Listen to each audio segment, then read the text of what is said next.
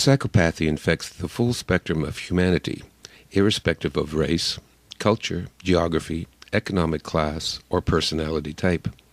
It is distributed in a population in a similar way that left-handedness is.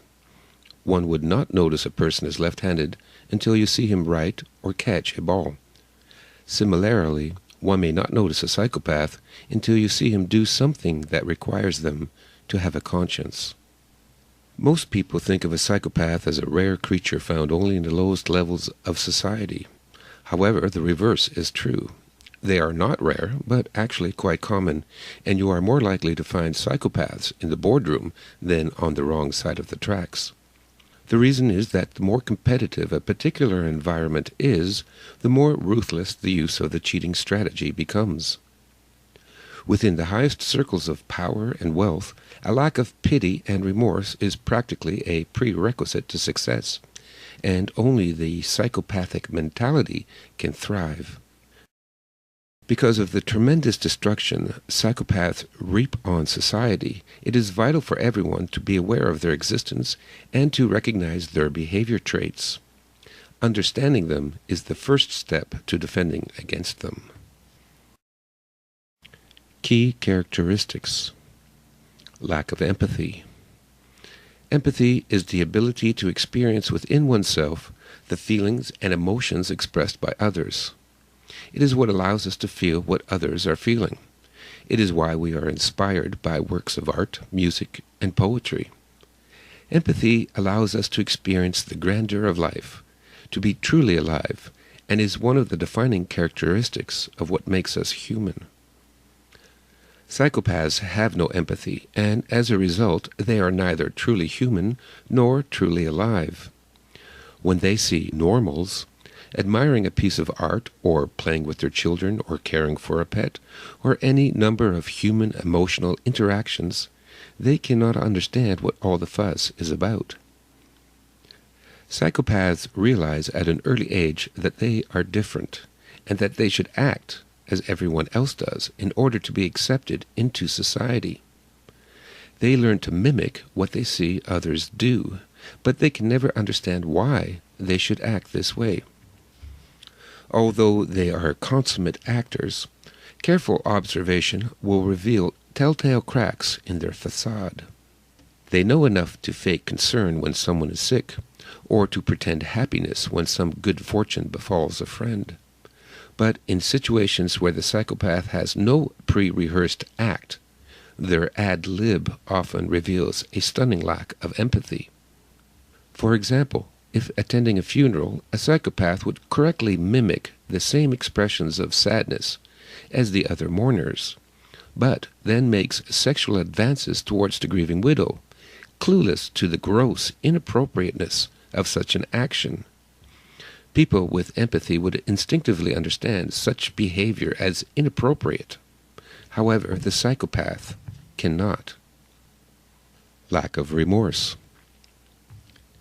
Remorse is an emotional expression of personal regret felt by a person after he or she has committed an act which they deem to be shameful, hurtful, or violent. This very definition precludes a psychopath from experiencing such a feeling. With no empathy, there can be no emotional expression. Nor can a psychopath feel shame, nor comprehend that anything they do can be harmful to others. Psychopaths understand when people are angry with them for their behavior, and as a last resort, they may pretend they are sorry. But unlike most people, they are not the least bit disturbed by feelings of guilt. Remorse is a powerful negative emotion that causes turmoil in those that feel it, turmoil that often results in self-destructive or self-deprecating behaviors. The psychopath may pretend remorse, but their real behavior has not changed. They still go shopping, they still go to parties, they have no problems sleeping at night. Superficiality. Passion drives someone to go further than needed to explore, learn, and master a subject. Most people enjoy listening to music, but it is someone passionate about music that goes on to learn how to play an instrument.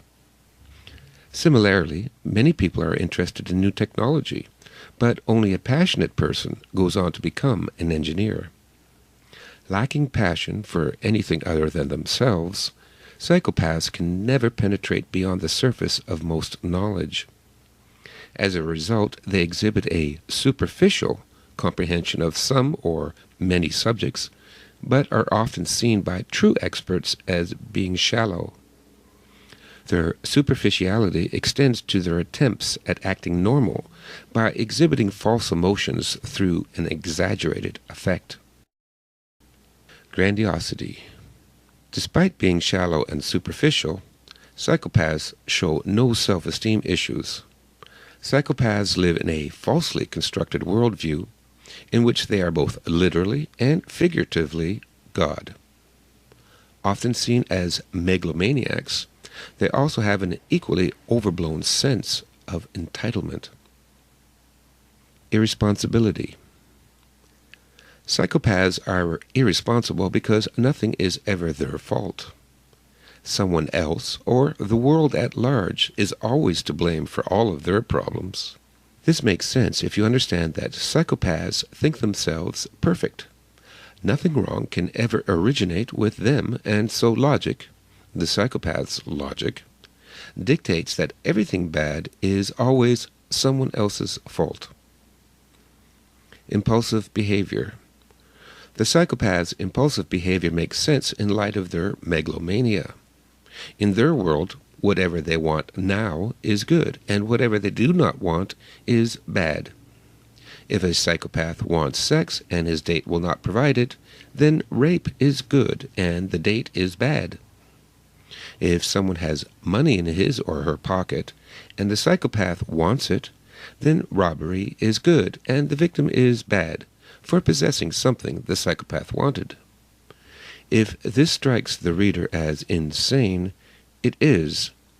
One of the earliest writers on the subject of psychopathy, J.C. Pritchard, coined the now-defunct term moral insanity as a way to describe psychopathy in 1835. Compulsive lying. Living at the expense of the rest of humanity would be an impossible situation in a rational society. Psychopaths have solved this dilemma through their premier weapon, lies. Lies hold together their view of themselves, their own private universe, and facilitate their need to live parasitically off the rest of society. Without empathy, shame, and remorse, they are free to lie as often and as outrageously as they please. Normal people would blush or sweat or tremble if they dared stretch the truth to the same degree. However, for the psychopath, lying is as easy and natural as breathing. This is why they often pass polygraphs. They do not register the physiological reactions that non-psychopaths would when lying. They are so good at lying they can fool trained psychiatrists and even other psychopaths. What is important to know is that given the right circumstances, they can fool anyone. Manipulative. Hand in hand with the psychopath's extraordinary ability to lie comes the ability to manipulate others for their own benefit. Having spent their lifetime studying us, psychopaths are masters of manipulation and experts on knowing how to push our buttons to use our emotions against us. They use this ability to keep those around them confused, unable to think clearly, and off balance. Psychopaths also learn very early how their personalities can have traumatizing effects on the personalities of non-psychopaths, and how to take advantage of this for the purpose of achieving their goals. Like an electric eel that stuns its prey with an electroshock, psychopaths' inhuman personality and uncanny ability to manipulate can psychologically stun their intended victims. Antisocial behavior. The very essence of the psychopath is antisocial. Their lack of empathy for other people extends onto society and the environment. Vandalism, pollution, graffiti, animal abuse, environmental destruction, building code violations, reckless driving, and a host of morally and socially unacceptable activities are of no concern to the psychopath. These then are the basic characteristics that psychopaths exhibit. Bear in mind that few psychopaths will express all of the characteristics, and that non-psychopaths can have many of these characteristics as well. Common types of psychopaths. While there are as many variations in the personalities of psychopaths as there are among normal people, the following lists some general stereotypes. Narcissists. The most benign form of psychopathology is pathological narcissism. Narcissists, like the mythological Greek namesake Narcissus, are so overcome with self-love that nothing else in the world matters to them. They need a constant source of narcissistic supply, which is attention, adoration, recognition, awards, and praise. There are two basic types of narcissist, the somatic and the cerebral. Somatic narcissists take pride in their looks and appearance. They will flaunt their sexual exploits, brag of their accomplishments, show off their muscles, and display their toys. They are often health nuts, hypochondriacs, and sex addicts. Because of their barren inner life, they continually need new thrills simply for the rush of adrenaline. These thrills range from criminal activity and substance abuse to increasingly bizarre sexual acts. Cerebral narcissists love their own minds. They are arrogant, condescending, and know-it-alls that pride themselves on being smarter than everyone else. Their narcissistic supply comes from fame, notoriety, awards, and displays of wealth to create envy in others. The danger to the public from narcissists is the drain on energy, time, resources, and emotional well-being. A narcissist is interested in a person only for what narcissistic supply that person can provide. They will gladly accept love, attention, affection, adoration, praise, emotional and financial support, but being without empathy, they cannot reciprocate any of it. Any partnership they enter into will always be one-sided. Once a person ceases to be the source of narcissistic supply, or a better source comes along, they are discarded without hesitation or consideration. Thus do narcissists leave behind them a trail of broken hearts, broken dreams, empty wallets, and abandoned children. The victim.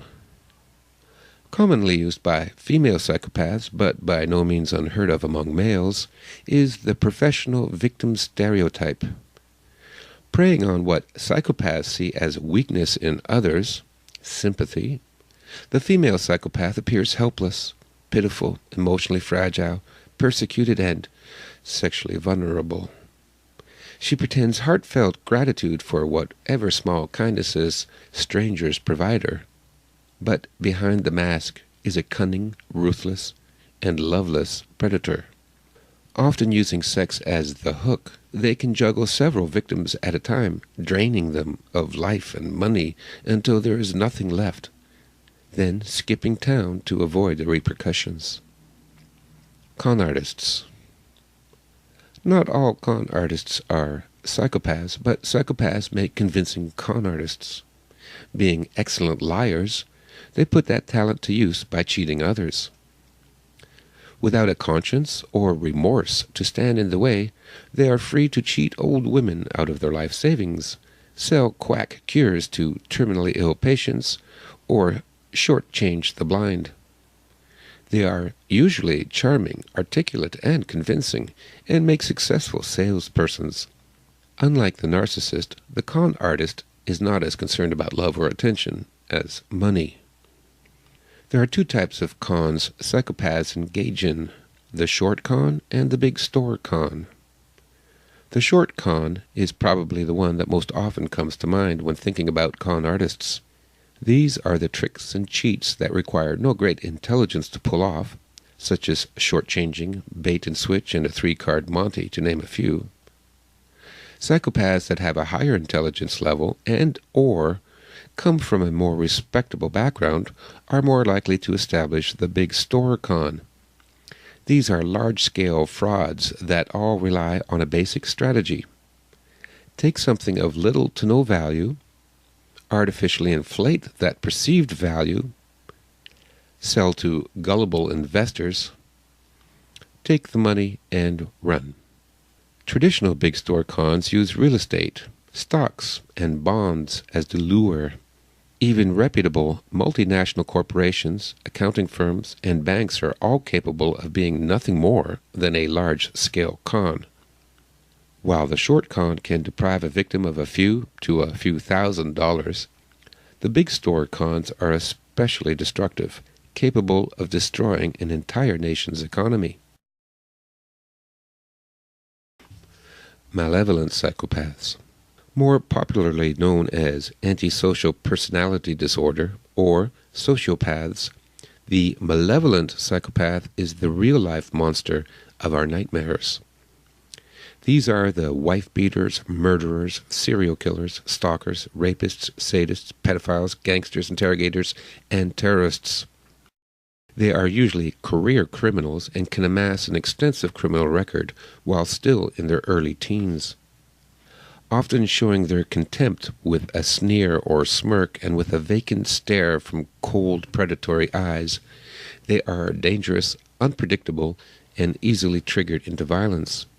Cowardly and sadistic, they tend to target the most vulnerable in society, women, children, and the elderly and disabled. Often impulsive and opportunistic, sociopaths will not hesitate to commit any type of crime and will use manipulation, intimidation, and violence to get what they want. Professional psychopaths. The malevolent psychopath is the most dangerous. However, it is the professional psychopath that is the most destructive. While the victims of the former can range into the dozens, the victims of the professional psychopath can run into the tens of millions. These psychopaths litter history with genocides and the destruction of entire nations and empires. Historical examples include such monsters as Stalin, Pol Pot, Ivan the Terrible, and Caligula. While there are many that make it to the pinnacle of the political stage, there are also such historical figures as J.P. Morgan, Randolph Hearst, and Meyer Rothschild, professional psychopaths that reach the pinnacle of the financial stage, where they cause no less misery and destruction as their political counterparts. The professional psychopath is just as malevolent, narcissistic, and remorseless as the other stereotypes. They are just much smarter. They can be found in any profession, but usually governments, corporations, and religions will be thick with them. In a corporation, the professional psychopaths are ideally suited for advancement. They can masterfully fake their abilities and credentials, use their intellect and charm to manipulate and exploit others, and generally backstab their way to a high position. Once in power, their masks slip, and they abuse their power and bully and sabotage their co-workers and subordinates. In politics, the professional psychopath's ruthlessness and cunning gives them a distinct advantage over any non-psychopath rival. They make charismatic leaders, manipulating and brainwashing the naive, vulnerable, uneducated, or mentally weak. Mastery of lying allows them to make whatever outrageous campaign promises straight-faced, with, of course, no intention of keeping any of them.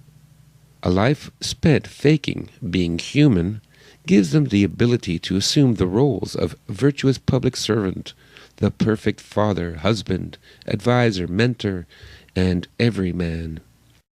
In addition, when things get rough, they have no inhibitions in playing dirty, and readily resort to murder, assassination, persecution, war, and genocide. The third sphere of power that has traditionally attracted more than its fair share of psychopaths is religion. A quick glance at the history of religion, from the bloody sacrifices of the Aztec priests to the tortures of the Spanish Inquisitions, and through seemingly endless religious wars waged in the name of peace and love, makes their influence plainly visible to all willing to look. Since most, if not all, great religions are constructed on falsehoods, compulsive liars make the perfect proselytizers. A look at recently created religions such as Mormonism and Scientology show their founders, Joseph Smith and L. Ron Hubbard respectively, were at least compulsive liars and more likely full-blown psychopaths. Charismatic cult leaders such as Jim Jones and Sun Myung Moon were indeed psychopaths, while televangelist preachers that rake in millions from their gullible flocks are at best con artists of the highest caliber. When psychopaths dominate and seize control of the major cultural institutions that influence a society, a final type of psychopath is created. Secondary psychopaths. While the classic genetic psychopath is one who is born with whatever genetic trait that causes this pathology, there is another group of people that behaves just like the classic psychopath, who were not born that way but were created. Secondary psychopaths are created in two ways: through trauma and through groups.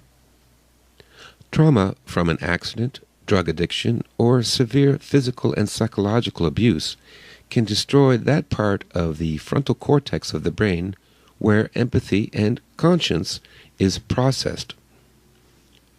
While such individuals are a tragic reality in our society, they are in most cases just as incurable as their genetic counterparts are. The second way in which psychopaths are created is through groups. There are certain groups that will attract psychopaths because of the opportunities of power and influence membership provides. Usually such groups will quickly become led and dominated by psychopaths. Other non-psychopathic members of these groups would have to become psychopaths in order to survive. For example, in a street gang, sociopaths make the best leaders, and therefore most gangs have a sociopath at its head. Other psychopaths are also attracted to the violence and power of a street gang, and so together they create a psychopathic value system. The gang becomes a psychopathic entity.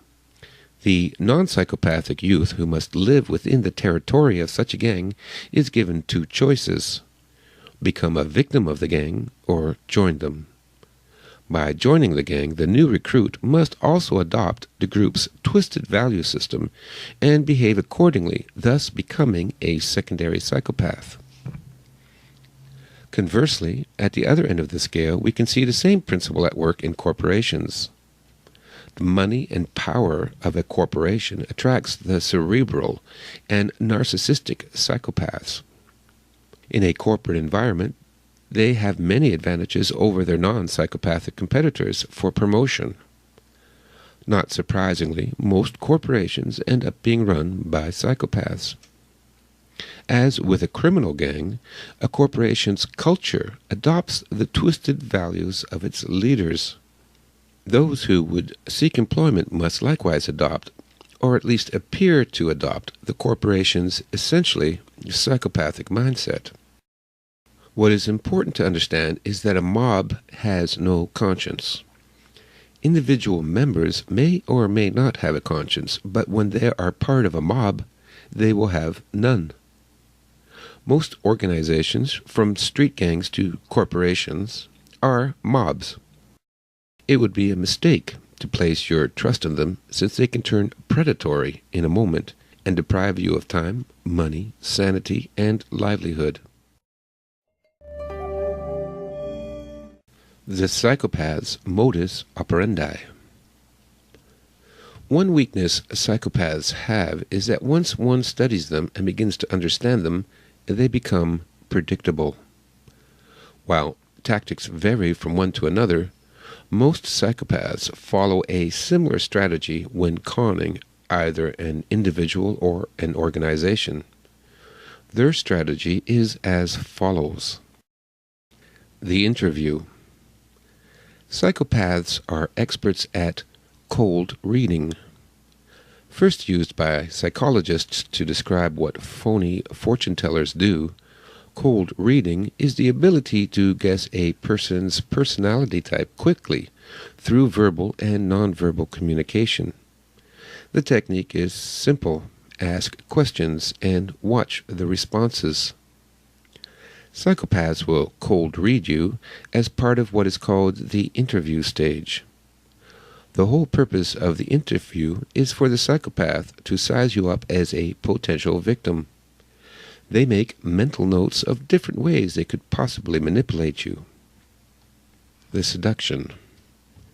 Should you or your organization be seen as a suitable victim, the next stage is the seduction.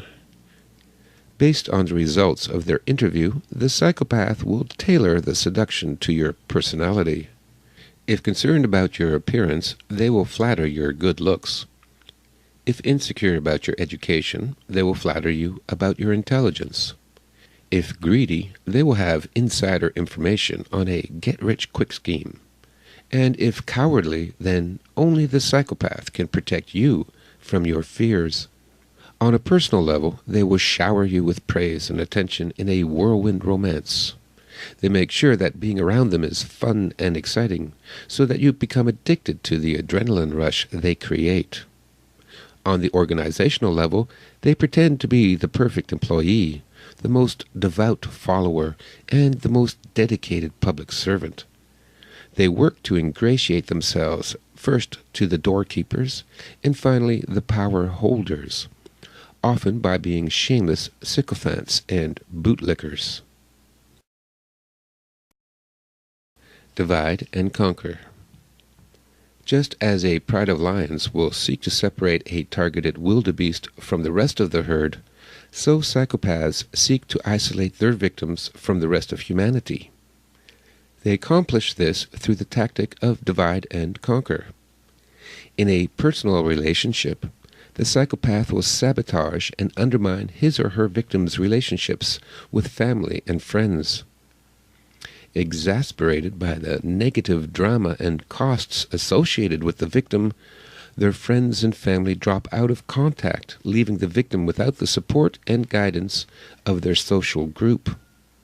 In an organizational setting, psychopaths are the consummate office politicians.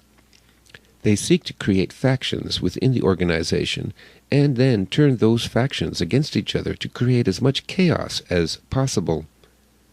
Psychopaths swim in chaos, and the more, the better.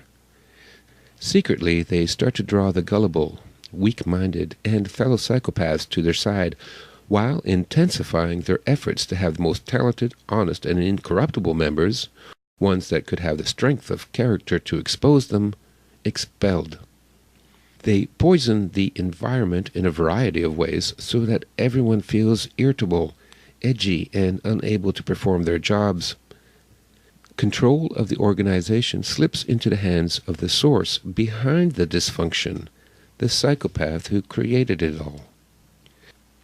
Fear and tyranny. The final stage of the psychopath's strategy is tyranny, the absolute and sadistic control over his victims.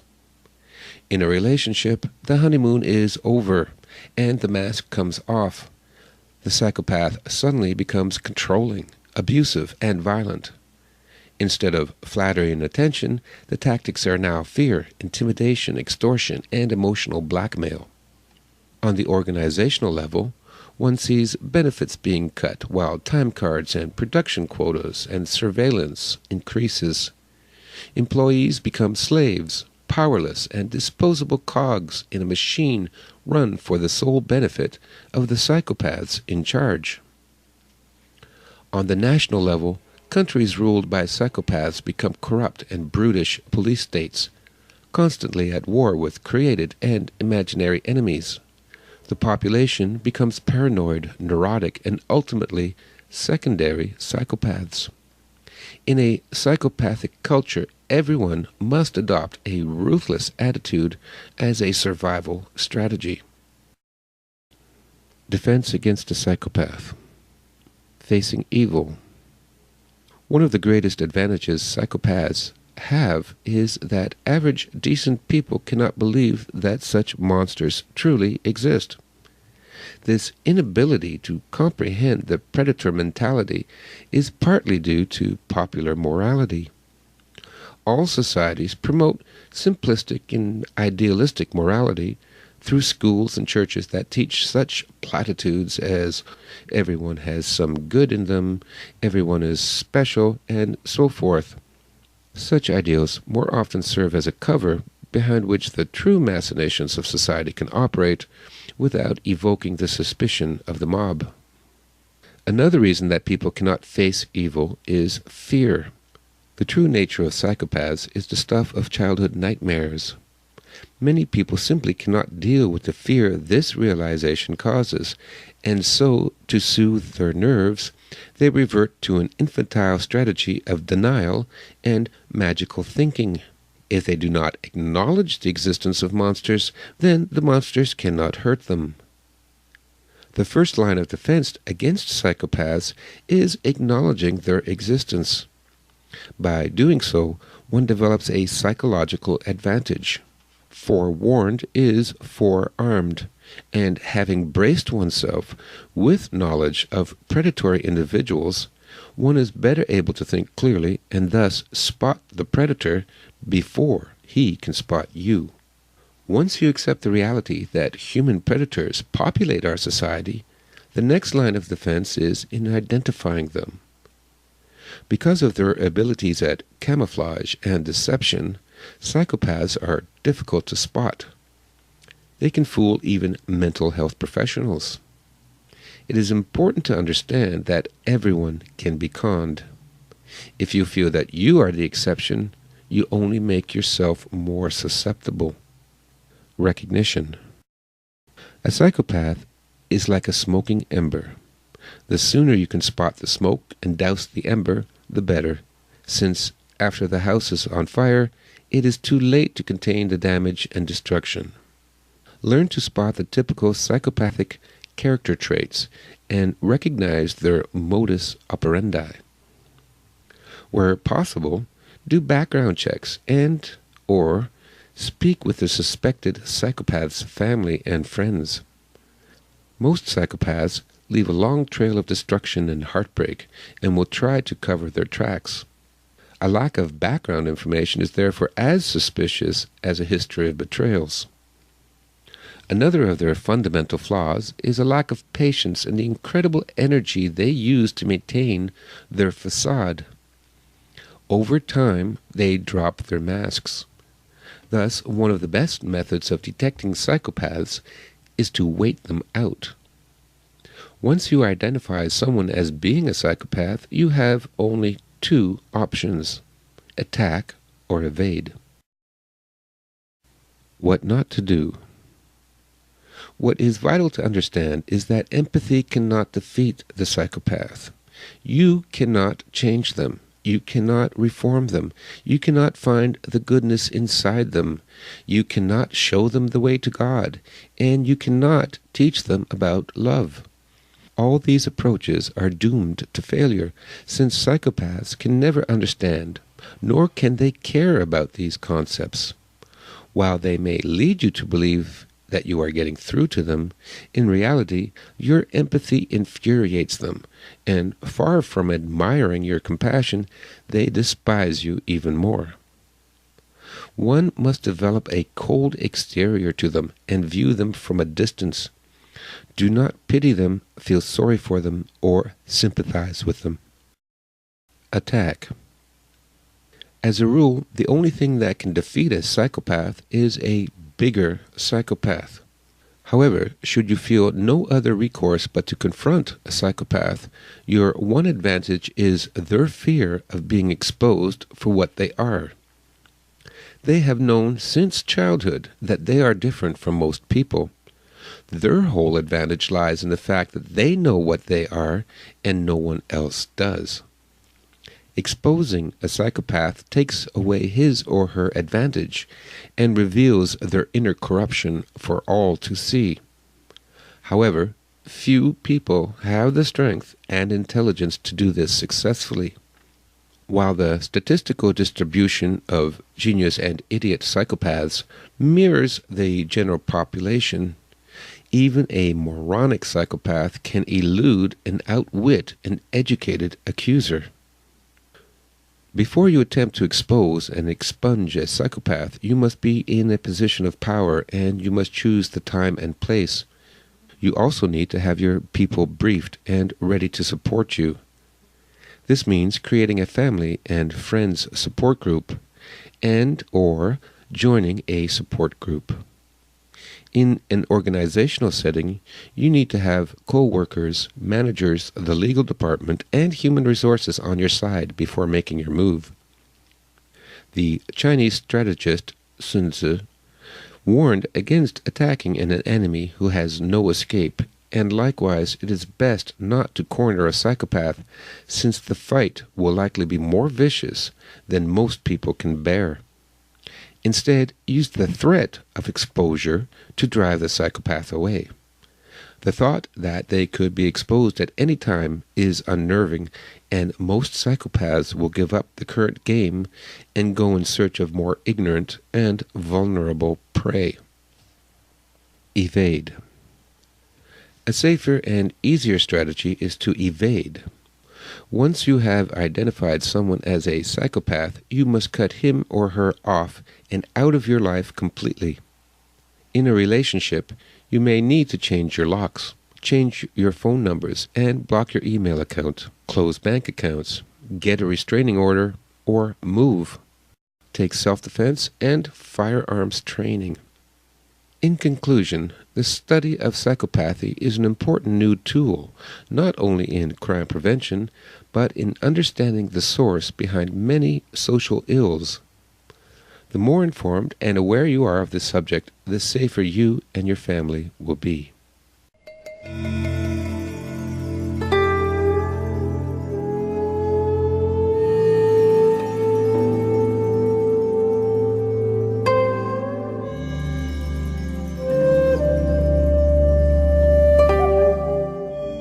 Accepted into society. They learn to mimic what they see others do, but they can never understand why they should act this way. Although they are consummate actors, careful observation will reveal telltale cracks in their facade. They know enough to fake concern when someone is sick, or to pretend happiness when some good fortune befalls a friend. But in situations where the psychopath has no pre-rehearsed act, their ad lib often reveals a stunning lack of empathy. For example, if attending a funeral, a psychopath would correctly mimic the same expressions of sadness as the other mourners, but then makes sexual advances towards the grieving widow, clueless to the gross inappropriateness of such an action.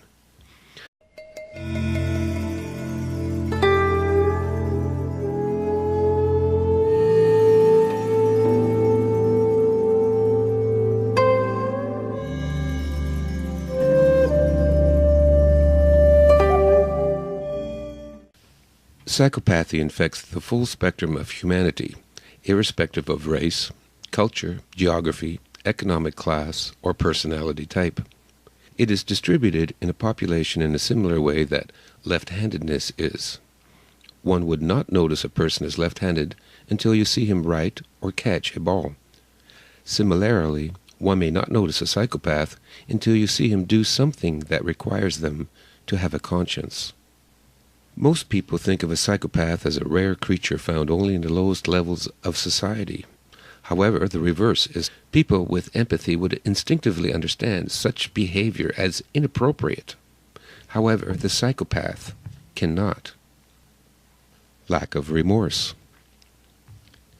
Remorse is an emotional expression of personal regret felt by a person after he or she has committed an act which they deem to be shameful, hurtful, or violent. This very definition precludes a psychopath from experiencing such a feeling. With no empathy, there can be no emotional expression. Nor can a psychopath feel shame, nor comprehend that anything they do can be harmful to others. Psychopaths understand when people are angry with them for their behavior, and as a last resort, they may pretend they are sorry. But unlike most people, they are not the least bit disturbed by the ability to experience within oneself the feelings and emotions expressed by others. It is what allows us to feel what others are feeling. It is why we are inspired by works of art, music, and poetry. Empathy allows us to experience the grandeur of life, to be truly alive, and is one of the defining characteristics of what makes us human. Psychopaths have no empathy, and as a result, they are neither truly human nor truly alive. When they see normals, admiring a piece of art, or playing with their children, or caring for a pet, or any number of human emotional interactions, they cannot understand what all the fuss is about. Psychopaths realize at an early age that they are different, and that they should act as everyone else does in order to be true. They are not rare, but actually quite common, and you are more likely to find psychopaths in the boardroom than on the wrong side of the tracks. The reason is that the more competitive a particular environment is, the more ruthless the use of the cheating strategy becomes. Within the highest circles of power and wealth, a lack of pity and remorse is practically a prerequisite to success, and only the psychopathic mentality can thrive. Because of the tremendous destruction psychopaths reap on society, it is vital for everyone to be aware of their existence and to recognize their behavior traits. Understanding them is the first step to defending against them. Key characteristics. Lack of empathy. Empathy is the